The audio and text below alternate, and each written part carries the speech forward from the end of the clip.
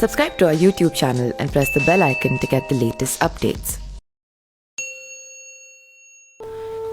श्री कृष्ण की बहन के इस कदम ने पलट दिया महाभारत का इतिहास। नहीं होता कभी अभिमन्यु का जन्म। महाभारत को न्याय युद्ध के रूप में देखा जाता है। जब अत्याचार करने वाले अपने ही हों तो व्यक्ति की मनोस्थिति कैसी होती है, ये बात रणभूमि से भागते अर्जुन को देखकर समझी जा सकती है। दुविधा में व्यक्ति सही गलत का फैसला नहीं कर पाता। अपनों का मोह उसे अस्त्र उठाने नहीं देता। महाभारत की रणभूमि पर श्री कृष्ण के द्वारा दिया गया गीता ज्ञान जीवन का सार है, जो हर युग में मनुष्यों के लिए लाभकारी है। महाभारत की असंख्य कहानियों के चरित्रों को समझकर जीवन के कई पहलुओं को समझा जा सकता है। महाभारत की इन्हीं कहानियों में से एक कहानी है अर्जुन और श्री कृष्ण की बहन सुभद्रा की। पांडवों से द्रौपदी ने दूसरा विवाह न करने का वचन लिया था।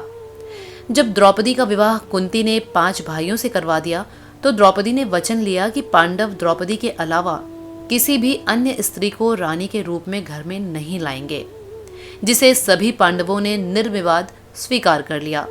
लेकिन महाभारत में ऐसी कई कहानियां मिलती हैं जिनसे पता चलता है कि द्रौपदी के अतिरिक्त भी पांडवों ने विवाह किया था।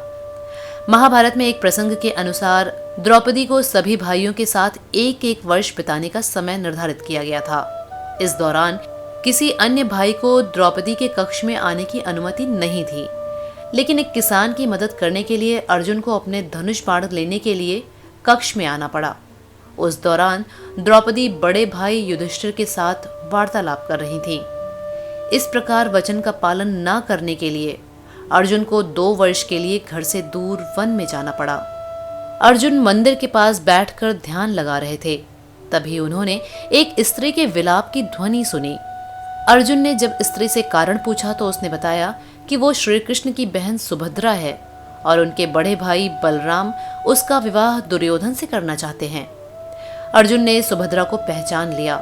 सुभद्रा ने अर्जुन को बताया कि वो बचपन से अर्जुन से प्रेम करती हैं और उसी से विवाह करने की इच्छा रखती हैं। इस कारण ही वो विवाह मंडप से भागकर आई हैं। तभी वहां श्री कृष्ण प्रकट हुए और उन्होंने सुभद्रा के प्रेम को स्वीकार करने के लिए अर्जुन को कहा। अर्जुन ने सुभद्रा से विवाह कर लिया और इस तरह दुर्योधन से सुभद्रा का विवाह होते होते टल गया। अभिमन्यु अर्जुन और सुभद्रा का पुत्र था। चक्रव्यूह भेदने का रहस्य अर्जुन ने सुभद्रा को उस समय बताया था जब अभिमन्यु अपनी मां के पेट में था। इस प्रकार द्रौपदी की सीख और 5 पांडवों के दिए ज्ञान से अभिमन्यु एक कुशल योद्धा बन गया। यदि अभिमन्यु दुर्योधन का पुत्र होता तो उसमें एक योद्धा के गुण कभी नहीं होते।